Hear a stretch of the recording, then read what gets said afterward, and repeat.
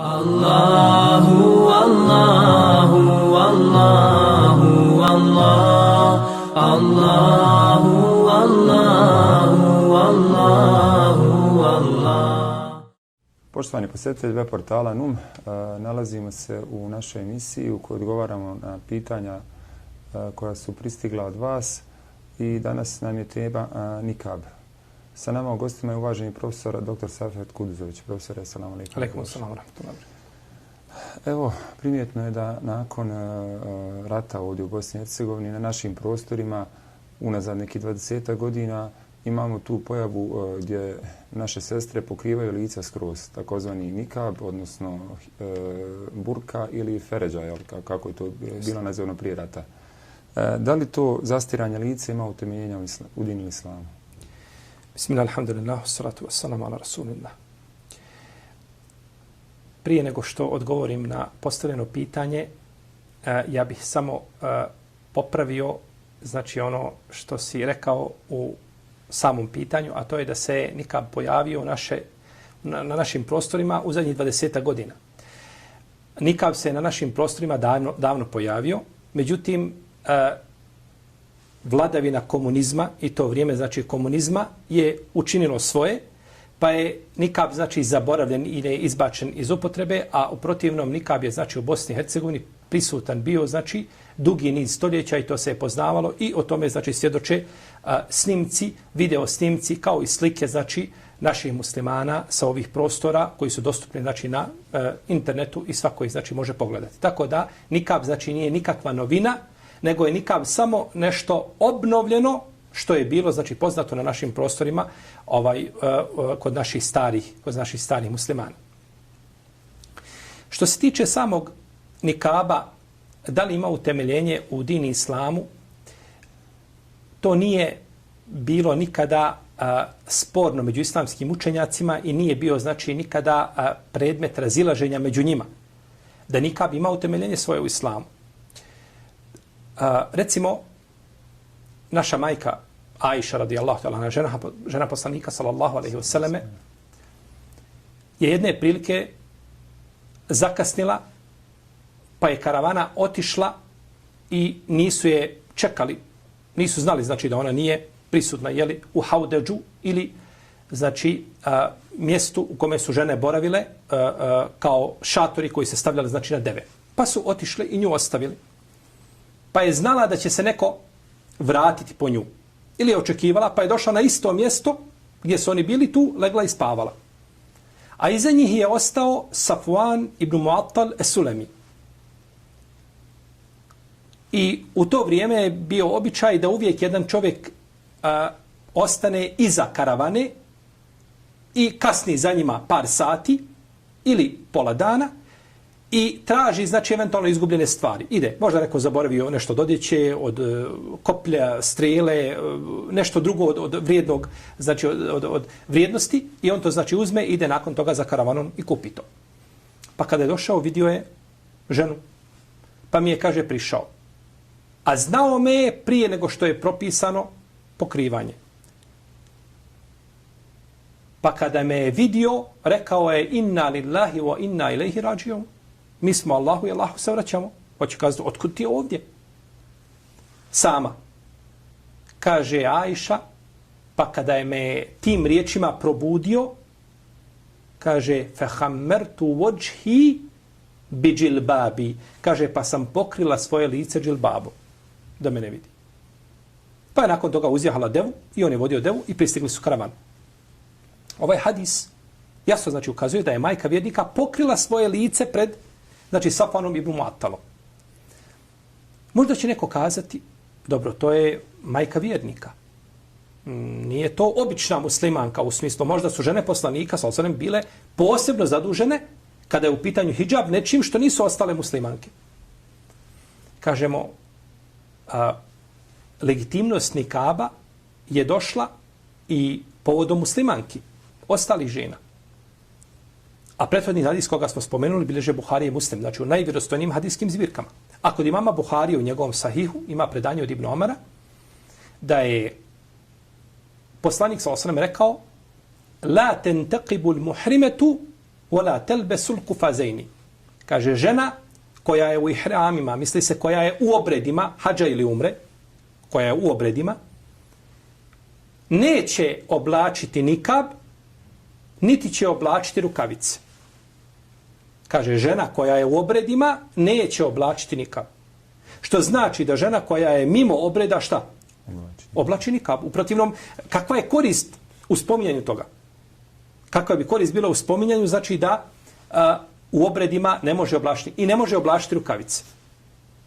Znači, mimo toga oblači. Pa je to bilo poznato u vrijeme, znači, poslanika, sallallahu alejhi ve selleme, što ukazuje definitivno da tvrdnja pojedinaca koji se pojavljuju u našem vremenu, ne prije toga, da je nikab arapski adet, da je nikab, znači, običaj koji je došao, uvukao se u islam i slično tome, da to nema nikakve osnove. Da je to definitivno pogrešno.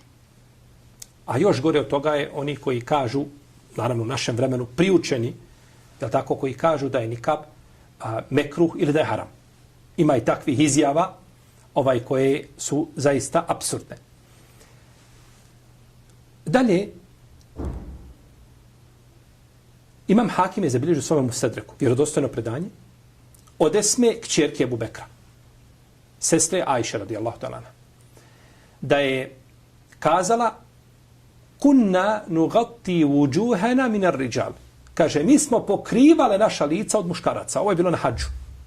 Kaže, pokrivale smo naša lica od muškaraca. To kaže, znači, Esma, sestra Ajše radijallahu ta'ala anha, koja je sahabika. Pokrivale smo naša lica. Što je bilo, znači, poznata, znači, praksa je bila da su žene, znači, pokrivale svoja lica u vrijeme poslanika, sallallahu alejhi ve selleme. I u vezi s tim nema nikakvog razilaženja među učenjacima.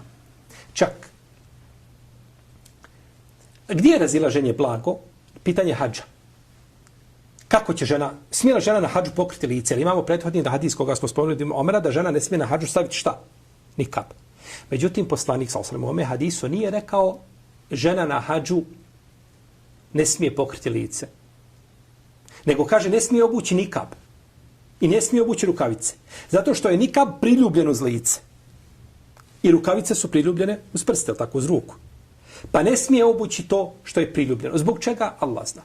Mudrost toga Allah uzvišeni zna. Ali nije rečeno da ne smije, znači, žena na hadžu pokriti lice. Pa su islamski učenjaci jedinstveni i složni u mišljenju da žena čak na hadžu može pokriti svoje lice, a ne smije nikabom. Nikabom ne. Već može nešto spustiti, znači, sa vrha glave, da ide preko lica. Neki učenjaci kaže treba to malo odmaknuti, znači da ne pada direktno na lice. Neki kažu ne mora biti odmaknuto, bitno je da nije priljubljeno kao nikab. I u tom pogledu nema nikakvog razilaženja među učenjacima. Imam Ibnul Munzir u svome dijelu El-Iđma.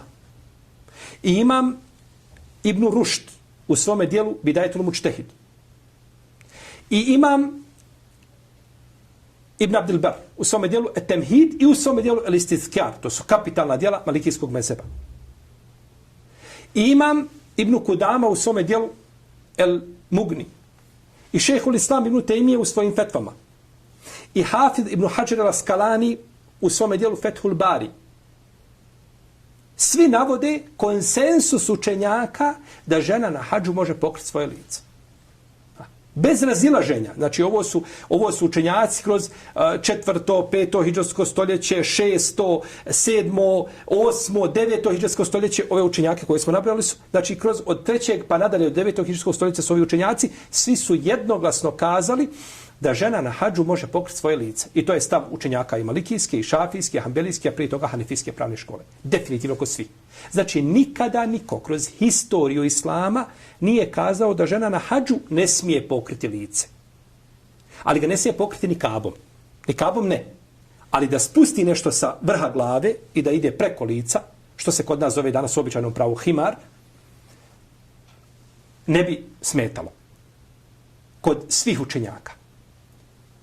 Pa ne znamo onda odakle da se pojavi neko pa dovodi upitnim nikab čak i mimo hadža.